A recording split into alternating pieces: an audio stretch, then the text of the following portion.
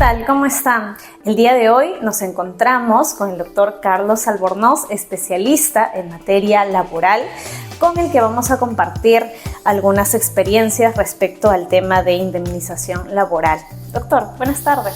Mi nombre, como ya se ha dicho, es Carlos Albornoz y soy básicamente dedicado al tema laboral desde hace algún tiempo, porque considero que el derecho laboral es una rama necesaria, muy necesaria. Muy bien, doctor. Sabemos que usted es especialista en el campo laboral y el día de hoy lo hemos invitado precisamente para tocar un punto que para nosotros, los abogados litigantes, nos resulta un poco, digamos, un tanto tedioso de entender. Hablamos de lo que es la indemnización laboral, ¿no? Podemos ver que en la actualidad hay muchas personas que solicitan indemnizaciones por temas de trabajo, etc. Entonces, ¿qué opinión nos podría brindar usted acerca de las peticiones de indemnización laboral? Básicamente, ¿cómo nace el tema de la indemnización en materia laboral?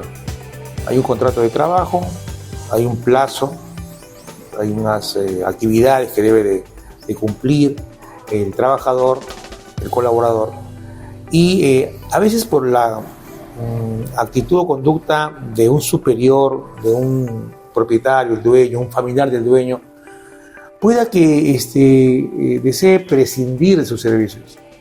Y como el plazo le obliga a tenerlo más o menos 12 meses o más, le busca una causal, a veces le inventa una causal, fuera de las que establece el artículo 25 del texto único ordenado del Decreto Legislativo 728, que ahí es taxativo cuáles son las causas justas de despido. Pero en este caso hay toda una invención y lo que hace el trabajador despedido es pedir o bien la reposición, cosa que no se da más de las veces, o una indemnización por despido arbitrario, que es básicamente lo que se regula en la ley. Y el tema de indemnización pues es un asunto que tiene una pretensión. Esta pretensión se materializa en una cifra que es tomada de lo que es la remuneración que gana, pactada, ¿no? Algunos pagos que adicionan una remuneración que al final se llama remuneración computable. Y se calcula el tiempo trabajado, se hacen las operaciones matemáticas y se llega a un monto que uno podría reconocer. Pero aquí hay algo más. En el tema de la indemnización como tal, hay otra situación que es fuera o es paralela o conjunta al tema del contrato mismo. Porque se sabe que hay una remuneración mensual, hay un plazo, pero la indemnización también conlleva a lo que padece el trabajador despedido, a las carencias, al sufrimiento. De repente enfermedades también. Claro, a esa situación en la cual uno de la noche a la mañana se ve que está sin trabajo. Entonces, con las obligaciones que uno tiene diarias, se ve que como que si el mundo se le acabase, ¿no? Claro. Y no sabe qué hacer. Entonces, esa condición, esa situación, ese dolor, básicamente psicológico, es parte de lo que conocemos como el daño moral, ¿no? Que también es codificado en materia laboral. Y eso se coloca, digamos, con una cifra aproximada. Hay mucha gente que, por ejemplo, que ha acudido a los centros médicos para que un psicólogo o un psiquiatra los trate. Hay gente que se ha hundido en depresión, y la depresión también es producto del tema laboral, no producir, no tener ingresos acostumbrados, no cumplir obligaciones, llevar el pan a la mesa, solventar algún estudio de un hijo que está en esa edad. Todo eso en realidad es una preocupación tan grande que la persona se siente mal, y esa situación conlleva a que él demande una indemnización en materia laboral. Claro, al encontrarse de repente de la noche a la mañana, como decimos nosotros, sin trabajo, es más, por una causal inventada por el empleador, Entonces, de la noche a la mañana, pues las personas se ven sujetas a no tener trabajo, no tener una prestación económica mensual. Entonces, hace que las personas se pregunten, ¿no? ¿De dónde solvento a mi familia, a mis hijos? Tantas personas que dependen de mí. Entonces, eso creo que también es un monto que se considera dentro del concepto de indemnización. Sí, exacto. Por ejemplo, hay una experiencia que yo he tenido hace poco, una señora trabajadora de un grifo. Una señora que cumplía el horario, incluso hasta la amanecida, pero que no era partícipe de una especie de digamos, cosas que se daban en el mismo grifo con el tema de la facturación. Como ella no integraba digamos, esos hábitos, esos malos hábitos de algunas personas, fue mal vista ya. Incluso los dueños de ese grifo hacían lo que se conoce como una facturación fantástica, una doble facturación, una doble contabilidad, cosa que también ella no estaba tan de acuerdo. Y le buscaron la sin razón. Entonces un día la llaman y le dicen: quiero que delates a unas personas que nos están, digamos, emitiendo facturas sin que se haga la venta. Entonces hay un dinero que supuestamente sale, que debería ingresar pero sale, y tú tienes que decirnos quiénes son. Pero yo no sé, le dice ella, no sé. La cosa es que es despedida, la despide. Y se tuvo que primero requerir en la vía notarial que ese acto cese, o si no, iniciamos una acción. Como que luego se hizo, ya estamos en el plano de la admisión de la demanda, y hay un monto de indemnización, que puede ser un monto más o menos llamativo, porque, por ejemplo, si a un empresario, a un empleador, uno lo demanda por una suma más o menos para ellos asequible, obviamente que ellos van a dejar pasar el tiempo, como que no van a atender. Pero si los abogados, que ya tenemos cierta experiencia, llamamos la atención de estos señores empresarios y ponemos una cifra realmente atractiva, altos, exorbitantes, un monto que llama la atención, pues, ¿no? Entonces los señores empleadores o el propietario de la empresa sí se va a preocupar. ¿Y qué es lo que hace? Contratar a un estudio jurídico que lo defienda, pero que en realidad más le valdría conciliar con las trabajadoras que pagarle al estudio jurídico, pero no lo hacen por capricho. Y otra cosa más que es importante, y está en la propia ley: si una trabajadora o un trabajador demanda por un hecho al empleador y el empleador comete los mismos hechos ante varias personas, este proceso, una vez que termine, es cosa juzgada, sirve para los otros. Y ya no tiene que pasar mucho proceso, mucho trámite, porque ya se juzgó, ya se tramitó, ya se sentenció, incluso ya se ejecutó, ¿no? Por eso, lo que vale mucho en materia laboral es el precedente, el antecedente, el hecho juzgado antes, que a su vez va a valer para que un nuevo trabajador en la misma condición o situación demande. Crea jurisprudencia. Eso vale mucho. Hay colegas que no le dan mucha atención al derecho laboral, porque en esa rama se ve bastantes números, matemáticas básicamente. Para cuantificar para su tiempo de servicio. Hacer operaciones matemáticas, aritméticas, de tal manera que se vea, pues, qué días le corresponde, cuántos meses, años, y en las horas extras también los porcentajes que se pagan por amanecida, ¿no? Y que no se pagaron, los dominicales, por ejemplo. Entonces, son términos, son conceptos que hay algunos abogados, no quiero decir la mayoría, no les gusta.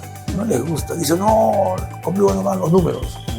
Todos son letras, pero en realidad el derecho es de todo. Claro. Uno ve todo en el derecho. Claro, sobre todo un tema tan importante como es el campo laboral. ¿Por qué? Porque ahí estamos tratando de compensar despidos injustificados de personas, pues, que han sido víctimas de empleadores en su mayoría abusivos, o que, dejándose llevar por la presión social, etcétera, los llegan a despedir. Entonces, ¿qué tenemos que hacer nosotros en el ejercicio de la profesión? Ejercer la defensa de esas personas, ¿no? Y para eso nos ayuda bastante el derecho laboral. Ahora, de otro lado, hay sentencias que, si bien es cierto, estiman la demanda, la declaran fundada, pero no la declaran fundada en su totalidad, porque la mayoría de las veces, de un 100% en el monto que se consigna en el petitorio, en la pretensión principal, siempre puede ser un 35, un 40% con así, casi con una especie de excepción. Claro. Siempre es un 20, un 25%. Y la verdad yo no entiendo por qué un juez o una sala no puede, ante la evidencia de todo lo que se le presente, tenemos certificados médicos, tenemos consultas, pagos a las farmacias por algunos fármacos, tenemos descansos médicos, tenemos incluso un tratamiento de la persona que ha sufrido, pero como que no les hacen caso. Yo tuve la oportunidad de ver uno que la señora pedía 100.000 soles, por ejemplo, y el juez le dio 10.000. 10.000. Y como la señora no fue la que apeló, sino la parte demandada, no se pudo mover el monto, ¿no? También hay cosas en los trabajadores que a veces no son bien orientados, yo diría. Cuando yo me desenvolvía como juez de trabajo en la ciudad de Iquitos, donde yo he trabajado buenos años, yo me entrevistaba con el trabajador y le hacía preguntas. Y él me narraba una historia que en realidad si estuviera en la demanda, así como me lo decía él, esa demanda era fundada, 100% fundada. Pero cuando yo veía el expediente y yo empezaba a leer la demanda, no decía lo que me había dicho el señor, el que me visitaba. Entonces ahí me da una tremenda pena porque los jueces estábamos obligados a fallar sobre lo que dice el expediente, no sobre lo que no está en el expediente. Entonces, por eso que yo digo, hay abogados que toman casos que no son de su competencia y ahí es donde les sale una demanda que no es estimada. Al final de cuentas la estima a los usuarios. Pierden, es una demanda infundada, con toda la expectativa, ¿no? Mucho tiene que ver también la parte del colega abogado que debe ser sincero. Si no conoce, si no sabe, debe decirlo. Debe decirlo. Y entregarle el caso a quien sí sabe o tiene experiencia, por ejemplo. Después yo conocí otro casito interesante. Cuando me entrenaron como juez, me acuerdo del 2008, nos hicieron participar de una especie de seminario, capacitación en Chiclayo. Varios jueces de varios distritos judiciales, éramos un grupo, estuvimos una semana entrenados o siendo capacitados para este nuevo modelo laboral, esta nueva ley laboral, procesal laboral. Entonces, en Lima llegó de forma piloto, ¿no? Este proceso laboral con esta nueva ley, y un empresario le pide a su primo, que es abogado, que lo asesore, pero este primo no era laboralista, y como no era laboralista, le pide a otro abogado que pensó que sí podía darle solución y lo apoyara, pero los dos no pudieron. Y entonces, cuando ya iba a hacer la audiencia de juzgamiento, me buscan a mí. Y yo les digo, oye, pero si tú no sabes, dime que no sabes, o sea, que no, porque esto es rápido, digo, esto es un proceso muy rápido. Me tocó defender, y cómo es la vida, ¿no? En el Código Procesal Civil, el artículo 301 establece el procedimiento de una tacha, ¿ya? Pero allí la tacha la tienes que presentar conjuntamente con tu absolución. Y ya tienes la demanda, tú tachas. Y tienes un plazo y ofreces pruebas. Pero en materia laboral no. En el proceso laboral, en la audiencia de pruebas o de juzgamiento, automáticamente, una vez que la juez o el juez admite una prueba, lo admite a debate, una vez que ese paso ya se da, uno puede levantar la manito y decir, señora juez, dedujo cuestión probatoria. Y a ver, tacho, tal, y ofrezco como prueba la declaración de parte del demandante. Esa fue la solución que yo di en ese caso. Y mira, ese caso fue un trabajador de torno, un tornero muy bueno para él. pero que cuando hace la carta notarial, el requerimiento a su empleador, que era el primo de este abogado, le dice, me tienes que pagar 62.000 soles, por esto. Pero su error fue poner una remuneración semanal. Y en su carta notarial, no sé por qué no la leyó bien, él decía que era trabajador a destajo. Y él ganaba casi 2.000 soles a la semana porque era trabajador a destajo, y era muy bueno. Eso hice valer yo en la audiencia de pruebas y el juez se dio cuenta que estaban mintiendo. Entonces, en materia laboral también, los principios, sobre todo el de veracidad, son valiosos. Uno no puede ir a mentir si uno respira mal, se tartamudea, se le corta la voz, eso es visto por el juez, el principio de inmediación, como que el señor me está mintiendo. No puede venir a mi despacho, a tocarme la puerta para decirme algo y luego me está mintiendo. Eso está mal. Son hechos que también son valorados por el magistrado. Entonces la demanda fue desestimada, el demandante interpuso recurso de apelación y la sala confirma la sentencia, ¿no? Entonces desde allí es que yo obtengo la confianza de ese empresario, me contrata hasta el día de hoy, me he hecho socio de una de sus empresas y estoy ahora trabajando en esa materia, ¿no? Porque en realidad hay que tener, uno como abogado, bastante orden, disciplina, y uno tiene que gustarte lo que hace, porque si no te gusta, entonces en realidad estás forzando tu cerebro, ¿no? Tiene que gustarte. Si lo tuyo no es derecho laboral, bueno, pues vete al penal, vete al civil o vete al de familia, o vete al constitucional, ¿no? Que ahora está muy de moda. Pero yo te digo eso, ¿no?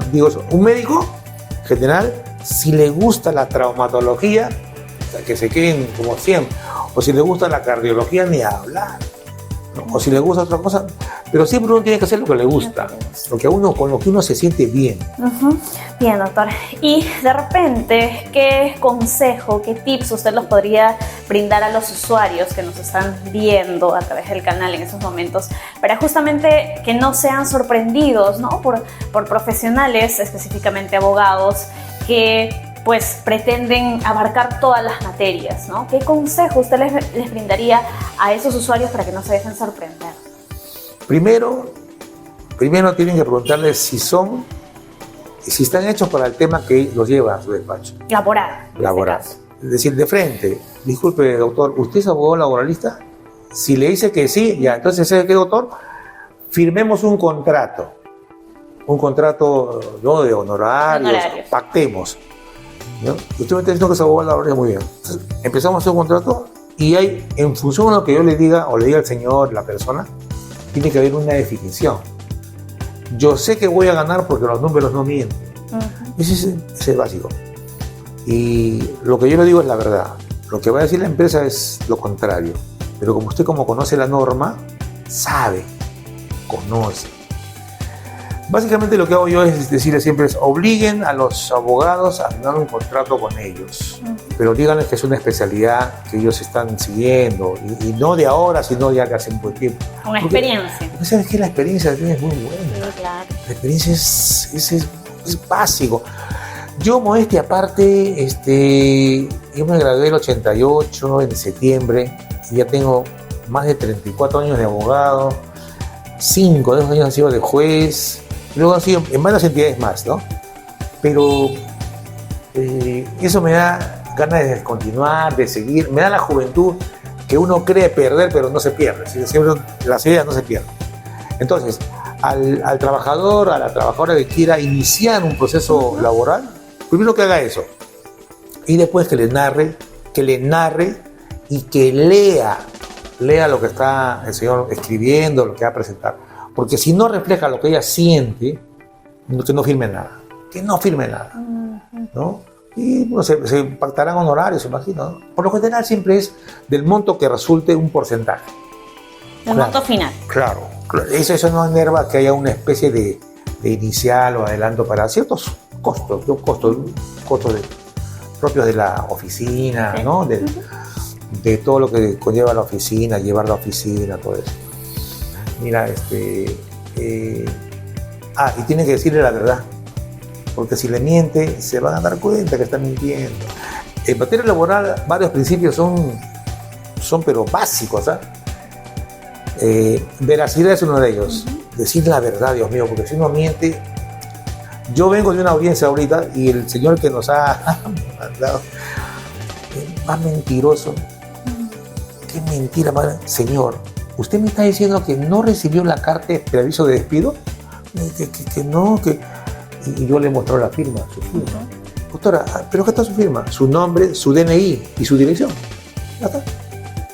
Se había quedado. Y su abogado estaba, pero queriendo...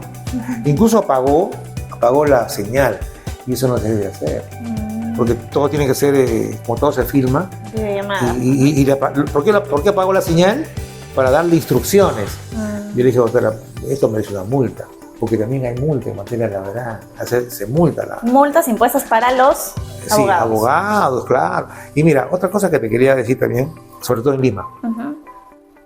En Lima los abogados tienen en el Colegio de Abogados de Lima un código de ética y una comisión de ética.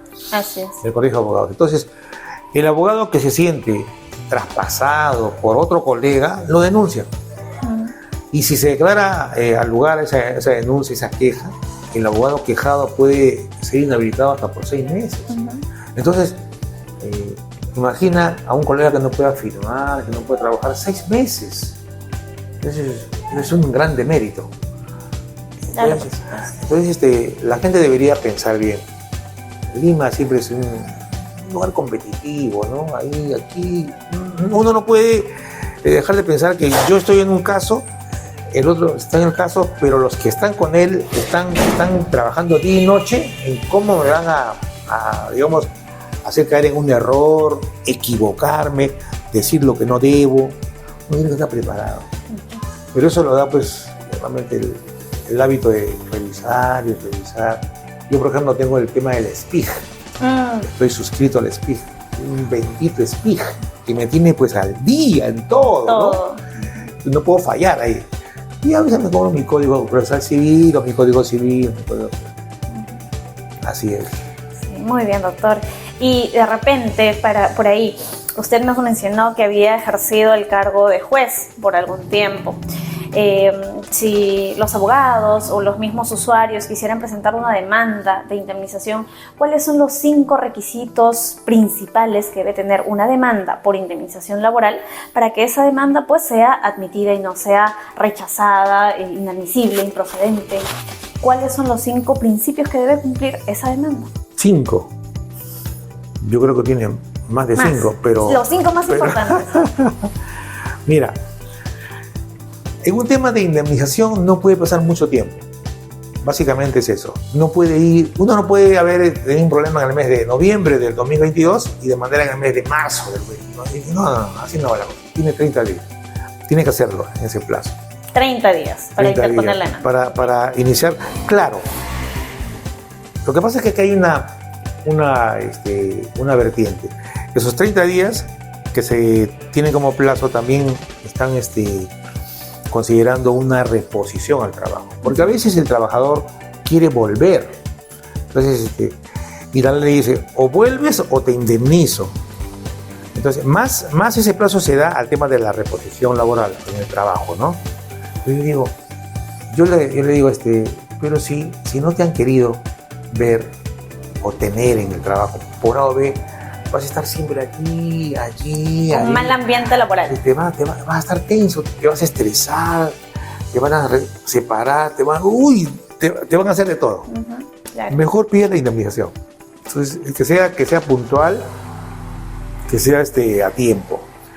El segundo que yo le diría yo colocaría, es redactar una demanda básicamente con fundamentos de hecho, pero que sean pues contrastables con la realidad, ¿ya? Que sean verosímiles, que no sean inventos, porque muchos abogados también inventan. No, tiene que ser una cosa... Con la finalidad de repente de querer ayudar al cliente, sí. ¿No? Se inventan más. Claro, no, la cosa es puntual. Lo que es rojo, lo que es azul. Lo que sucedió azul, tal cual narra el cliente, trasladarlo a la demanda. Claro. Después también una tercera forma de que yo repararía es, si tú vas a demandar un monto económico, hasta las 70 URP unidades de referencia porcentual, eres libre, no pagas la tasa. Pero si vas a subir más que ese monto, de ese monto tienes que pagar la mitad. Si quieres que te indemnicen con $500,000 de soles y la tasa vale, ponte 180, tienes que pagar 90 soles. Pero tienes que pagar. Otra cosa más que yo les digo a la gente, es un hábito, es una costumbre. Yo, por ejemplo, les enseño que cada año el Poder Judicial aprueba el cuadro de aranceles judiciales. Y yo incluso a veces le imprimo, mira, eso te va a costar el juicio por tasas. Acá está. Porque hay casos en que los abogados le piden, tienes que darme para la tasa. Y le piden, ponte, 500 soles cuando paga 46. Y como lo dicen tasa, y es obligatorio, entonces el pobre cliente saca. Tiene que pagar. Yo digo, pero ¿no le puedes decir que son honorarios? No me va a pagar, dice. Y finalmente un quinto que yo estimo mucho es hacerle seguimiento. Mira, el seguimiento es el secreto del éxito, creo yo. Y te cuento una anécdota. Cuando yo llegaba a la ciudad de Iquitos, y yo era al principio abogado penalista, yo tengo una maestría en penal, vamos a decir así, pero ejercí el derecho penal en Iquitos poquísimo, porque el tipo penal básicamente era narcotráfico, y yo desde muy joven dije, yo no defiendo narcotráfico jamás en mi vida, porque la verdad tanto daño hace. Entonces en el tema de la defensa, ¿qué me tocó hacer a mí? ¿No? Al juez le pedía una reconstrucción en materia penal. Yo le presenté 7 escritos para que fijara una fecha, una hora para hacer la reconstrucción del delito, pues, los hechos. Y él no me quería atender, que no. Y cuando ya lo condenan a mi defendido, yo saco mis cargos de la sala, cuando ya era la apelación, y le digo a los de la sala, señores de la sala, ¿qué cosa puede hacer un abogado joven sino pedir? Acá están 7 cargos para que esa prueba se haga, porque con esa prueba mi defendido iba a ser declarado inocente. Y empezaron a buscar, de verdad, ¿no? Y al final yo creé la duda y fui absuelto, mi patrocinado. Pero mira, no pagué ni un solo centavo de nada. Todo eran seguimiento, bueno, 7 hojas, 7 cargos. Escrito, le pido, qué espesa es este doctor, me decían a mí, ¿no? Pero tengo que hacer espesa si yo soy el que está defendiendo, ¿no? Claro. Entonces, ¿por qué soy abogado defensor? Entonces, de esa manera es que ahí me granjeé algunas personas que me estimaban y otras que no me estimaban, porque me decían, doctor, usted me está mandando a la plaza. ¿Cómo le digo? Pues esto cuesta. Me decían, ¿cómo te tienes tu sueldo, campeón? Decía, ¿qué es eso? No, todo aquí, como decía, aquí todo se sale, o sea, uno le tiene que dar. Entonces, son cosas que en realidad yo más he tenido bendiciones de la gente que ha apoyado que maldiciones de la que no he apoyado. Pero los 5 años que estuve como juez fueron una linda experiencia realmente. El derecho es lindo. Es una de las mejores profesiones, sinceramente. Como las demás, ¿no? Pero al que le gusta, ejerce, ¿no? Lo que le gusta. Si tú haces lo que te gusta, disfrutas de tu trabajo. Claro. Y el tema de honorarios, a mí me tienen que llamar por teléfono para pagarme. Usted no quiere venir, ¿no? ¿Por qué? ¿Están pagando? ¿Qué? Usted es el último, doctor, me dice así. Y ahorita me voy a ir yo a tesorería a dejar la planilla. Ahí va. El último era en cobrar. Porque a veces uno se olvida, pues. Uno se olvida y te dedicas a hacer una cosa, otra cosa. Doctor, venga. Y me ha ido muy bien, también económicamente no me puedo quejar. Tengo una casita en Iquitos, 2 hijos. Y se puede decir que soy una persona que ha logrado la tranquilidad, ¿no? No tengo ningún sobresalto. Hay preocupaciones como todos, pero se sabe sobrellevar. ¿Verdad? Muy bien, muchísimas gracias por su participación, por su aporte, que definitivamente es muy importante para nosotros como centro de aprendizaje y también para todos los amigos que nos están viendo a través de nuestras redes. Entonces, lo invitamos a que puedas continuar viniendo, de repente con algunos aportes que quiera contribuir. Encantados de recibirlo hasta su casa. Y muchas gracias, ha sido un placer tenerlo en esta edición. Muchas gracias. Gracias.